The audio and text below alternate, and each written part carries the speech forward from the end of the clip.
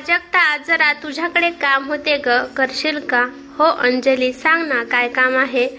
अगं, मी ऑनलाईन एक वस्तू घेतली होती आणि ते पार्सल आज घरी येईल, तर ते घेशील का प्लीज?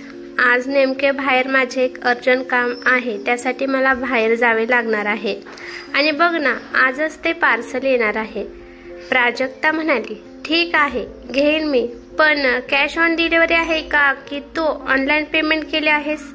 मी म्हणाले, कॅश ऑन डिलिव्हरी आहे. प्राजक्ता, ऑनलाईन पेमेंट करण्यावर विश्वास नाही. मी जेव्हा बाहेरून येईल तेव्हा तुझ्याकडून ते पार्सल घेईल आणि तुला पैसेही देईल. प्राजक्ता म्हणाली, ठीक आहे. ती पार्सल घेणार आहे म्हटल्यावर मी सुटकेचा निश्वास सोडला, कारण तिला कसे सांगणार होते की मी ऑनलाईन पेमेंट करण्याची मला परवानगी नाही म्हणून. घराची आणि स्वतःची इज्जत वाचवण्यासाठी मला नेहमी खोटे बोलावे लागायचे. बरे झाले प्राजक्ताला सांगितले, नाहीतर तो डिलिव्हरी बॉय ऐनवेळी आला असता आणि मला ऑर्डर कॅन्सल करावी लागली असती. असे मी पुटपुटले आणि नेहमीप्रमाणे माझी कामवाली बाई कावेरी फरशी पुसत आमच्या दोघींचे बोलणे ऐकत होती.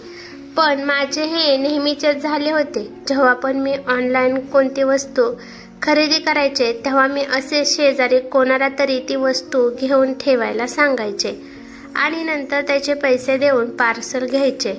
असे काही नव्हते की मी उगाच कोणत्याही वस्तूसाठी पैसे खर्च करायचे, पण शेवटी मी ही एक स्त्री आहे, त्यामुळे मलाही माझ्या आवडीप्रमाणे स्वतःसाठी किंवा घरासाठी काही वस्तू हवेशा वाटायच्या. पण माझा नवरा अतिशय कंजूस माणूस. तो मला सॅनिटरी पॅड खरेदी करण्यासाठी पैसे देताना सुद्धा खूप ऐकवायचा. म्हणायचा, पूर्वीच्या काळी जेव्हा असे पॅड नसायचे तेव्हा त्या बायका काहीतरी वापरतच असतील ना, उगाच कुठेही पैसे उधळायची गरज नाही. एकतर पैसे कमावण्याची अक्कल नाही, पैसे कमवणाऱ्याला कळते पैशाचे महत्त्व. मग यावर मी त्याला काही समजायला गेले की तो घाण बोलायचा, शिवे द्यायचा आणि कधी कधी तर त्याने माझ्यावर हात देखील उचललेला आहे. माझ्या नवऱ्याने म्हणजे विक्रांतने कामवाली बाई देखील लोकांना दाखवण्यासाठी लावली होती. त्याची सवय होती की लोकांसमोर चांगले वागणे आणि बायकोला तो किती सुखात ठेवतो याचा दिखावा करणे. कॉलनीतील माझ्या मैत्रिणी म्हणायच्या, अंजली, खरंच तू खूप लकी आहेस. तुझा नवरा किती चांगला आहे, तुझी किती काळजी घेतो. कारण त्यांना माझे वरवरचे खोटे हसणे, चेहऱ्यावरचा खोटा आनंद दिसायचा. माझ्या अंतर्मनात जे सलत होते याची कल्पना माझ्या मैत्रिणीला नव्हती. विक्रांतचे खरे रूप फक्त मलाच ठाऊक होते. खरे बोलायचे तर मला स्वतःचे अस्तित्वच नव्हते. नवरा जे सांगेल तसेच करायचे आणि त्याला आवडेल तेच घ्यायचे. मग ते कपडे असोत किंवा घरातील इतर वस्तू. मला जर कोणती वस्तू आवडली आणि मी ती खरेदी केली तर ते माझ्याशी भांडण करायचे. त्यामुळे भांडण होऊ नये म्हणून मी दरमहा नवरा घर चालवण्यासाठी जे पैसे द्यायचा त्यातील काही पैसे वाचवून मी त्यांना न माहिती होता गपचूप त्या वस्तू ऑनलाईन खरेदी करायचे आणि त्याची डिलिव्हरी मैत्रिणीच्या घरी करायला सांगायचे. मला घराबाहेर जाण्याची परवानगी नव्हती. माझ्याच नशिबा हा त्रास का आहे या विचारात मी होते. तेवढ्यात कावेरी मला म्हणाली, मॅडम, काय विचार करत आहात? काय झाले आहे? आज पुन्हा कुरिअरवाला येणार आहे का? तुम्ही खूप उदास दिसत आहेस. मी डोळ्यातील अश्रू पुसत म्हणाले, काही नाही ग कावेरी, खरेच काही नाही. मॅडम, माझ्याशी का बरं खोटं बोलत आहात? मग तुम्ही तुमच्या शेजारच्या मैत्रिणीला का सांगत होतात की कुरिअर तू घे म्हणून? कावेरी तिच्या पदराला हात पुसत माझ्याकडे आली. मी सोफ्यावर बसल्याने कावेरी माझ्यासमोर खाली येऊन बसली. मॅडम, तुम्ही मला नेहमी बोलता की तू खोटे बोलत जाऊ नकोस. तुझ्या चेहऱ्यावर साफ दिसते की तू खोटे बोलते आहेस म्हणून. मग आता तुम्हीच का बरं खोटे बोलत आहात? मलाही तुमच्या चेहऱ्यावर साफ दिसत आहे की तुम्ही काहीतरी लपवत आहात. मॅडम, मला एवढेच माहिती आहे की प्रत्येक स्त्रीच्या आयुष्यात सुख आणि दुःख दोघे मिळून तिचा पाठलाग करत असतात. पण आपण स्त्रिया कोणाला सांगत नाही किंवा आपले दुःख कोणाला दाखवत नाही. आपल्याला सवय असते की दुःख लपवायचे आणि आपण सुखात आहोत हे लोकांना दाखवायचे. कशासाठी? तर फक्त आपल्या कुटुंबासाठी. पण याच कुटुंबातील लोक, खास करून नवरा, त्याच्यावर आपली बायको दुःखात आहे याचा काहीही परिणाम होत नाही. त्यांना असे वाटते घरात सर्व सुखसोयी असताना हिला दुःखी होण्याचे काय कारण आहे? हिला बहुतेक खूप टोचत आहे, त्यामुळे ही दुःखात असल्याचे नाटक करत आहे. मी गप्प राहून कावेरीचे बोलणे ऐकत होते आणि तिचे बोलणे ऐकून माझ्या अंतःकरणातून मीही तिच्याशी बोलू लागले. खरे सांगू कावेरी, मी अनेकदा माझी काही चूक नसताना स्वतःला समजावले आहे. नवऱ्यासमोर माझे काहीही चालत नाही. नेहमी त्यांचा शब्द अंतिम असतो. मॅडम, मी तुम्हाला एक विचारू का? तुम्ही साहेबांना एवढे का घाबरता? साहेब घरी असताना तुम्ही तुमचे कुरिअर तुमच्या मैत्रिणीच्या घरी का मागवता? मॅडम, तुम्हाला असे का वाटते की साहेब घरी नसतानाच कुरिअरवाल्याने पार्सल घेऊन यावे? कावेरी आज माझ्याशी एखाद्या जवळच्या मैत्रिणीप्रमाणे बोलत होती. खरेच असे म्हणतात की एक स्त्रीच दुसऱ्या स्त्रीचे दुःख समजू शकते. मी म्हणाले, कावेरी, अशी खूप काही मोठी गोष्ट नाही. मी सांगितले तर तू त्यावर हसशील आणि तूही हेच म्हणशील जे बाकीचे लोक बोलतात की सगळे पुरुष असेच असतात. कावेरी म्हणाली, पण मॅडम, तुम्ही कशाबद्दल बोलत आहात? आज तुम्ही माझ्यासमोर तुमच्या मनातल्या सर्व गोष्टी सांगा, तेवढेच तुमचे मन हलके होईल. नाहीतर जर तुम्ही आतल्या आत तशाच गोष्टी ठेवल्या तर त्याचा तुम्हालाच त्रास होईल. माझेही मन भरून आले होते, त्यामुळे मी कावेरीला आज सर्व काही सांगायचे ठरवले. तुला माहित आहे का कावेरी, माझा दिवस ना दिवस जातो या किचनमध्ये सर्वांच्या आवडीचे पदार्थ बनवण्यात आणि हे घर आवरण्यात. कावेरी म्हणाली, हे तर काम सर्वच बायका करतात ना, आणि घरातल्या माणसांसाठी जेवण बनवण्यात काय असते एवढे, आणि का घाबरायचे त्यासाठी? अगं कावेरी, मी काय बोलते ते तरी ऐकून घे. अगं, मी काम करायला घाबरत नाही, मी तर त्या बोलण्याला घाबरते जे मला सर्व कामे करून पावले ऐकायला मिळतात. लग्न करून या घरात आले तेव्हापासून ऐकते आहे. माझ्या स्वयंपाकाला घरातील सर्वजण नावे ठेवतात, माझ्या माहेरचा उद्गार करतात. हिच्या माहेरी चांगले कधी खाल्ले नसेल, त्यामुळे हिला काहीही नीट बनवता येत नाही. तुझ्या बापाने कधी तुला एवढे महागडे कपडे घेऊन दिले आहेत का?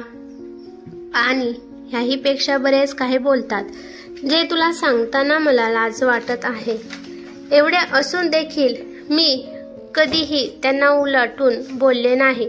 फक्त गप्प राहून ऐकून घेते, रडते आणि पुन्हा त्याच माणसासाठी कामे करायला तयार होते. लग्नाला 20 वर्ष झाले, पण कोणीही खुश होऊन आनंदाने माझ्याशी बोललेले नाही. ह्या घरात ना मी माझ्या आवडीचे काही खाऊ शकते ना आवडीचे कपडे घालू शकते. लग्न झाल्यापासून आजपर्यंत नवऱ्याने कधी स्वतःहून माझ्यासाठी एखादी साडी आणली नाही. मी स्वतःहून त्यांना काही मागितले तर म्हणतात की काय गरज आहे त्याची? हे बघ, तू कोण्या करोडपतीची मुलगी नाहीस. जे आहे त्यात समाधानी राहा. कधी ऑनलाईन शॉपिंग केली तर माझ्यावर ओरडतात. पैसे कोण तुझा बाप देणार का? जाऊन घेऊन ये तुझ्या बापाकडून पैसे, असे बोलतात. मला एकटीला बाहेर जाऊ देत नाहीत.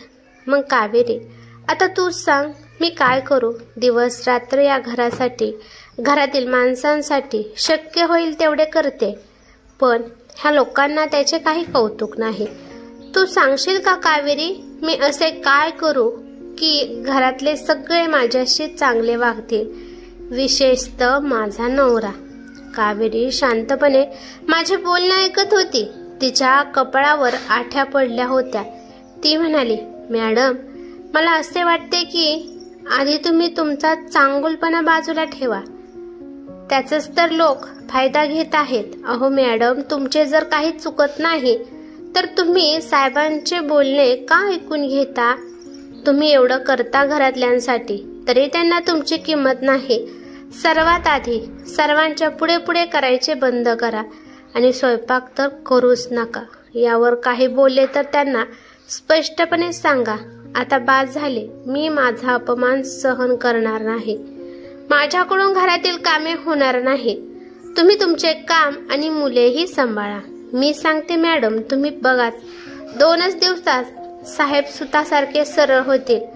तुम्ही साहेबांची बायको आहात, कामवाली बाई नाही. मी कावेरीला म्हणाले, अगं मी त्यांना असे कसे काय बोलू शकते? त्यामुळे घरात खूप भांडणे होतील. आजूबाजूच्या लोकांना माहिती पडेल आणि ही गोष्ट माझ्या माहेरपर्यंत पोहोचेल. उलट मला लोकांचे बोलणे खावे लागेल आणि माझ्या नवऱ्याने रागाच्या भरात मला घराबाहेर काढले तर मुलांना घेऊन कुठे जाणार आहे मी? कावेरी बोलायला सगळ्या गोष्टी सोप्या वाटतात, पण करताना माझा जीव जाईल त्याचे काय? कावेरी म्हणाली, खरे सांगू का मॅडम, मला जर कोणी असे बोले तर मी त्याचे काम सोडून निघून जाईन. मी म्हणाले, तू बोलशील ग, कारण तू कामवाली बाई आहेस. तुला काय पटकन दुसरे घर मिळेल काम करण्यासाठी. तू काम सोडून गेलीस तर तुला कोणी काहीही बोलणार नाही. पण माझी गोष्ट वेगळी आहे आणि हा तर फरक आहे तुझ्यात आणि माझ्यात. यावर कावेरी पटकन म्हणाली, मॅडम राग येऊ देऊ नका, पण असे अपमानकारक आयुष्य जगून मालकीण म्हणण्यापेक्षा मी कामवाली बाईच ठीक आहे. लोकांच्या नजरेत मी कामवाली बाई आहे, पण मी मालकीण आहे माझ्या मनाची. माझ्या मनाला जे पटेल ते मी करते, तेही कोणाला न घाबरता. कोणाची कामवाली बनून न राहता हक्काने आणि सन्मानाने मी माझ्या घरात राहते. पण तुम्ही तर लोक काय बोलतील या विचाराने स्वतःच्याच घरात कामवाली बाई बनून राहत आहात. साहेबांनी तुमची अवस्था कामवाली बाईपेक्षा वाईट केली आहे.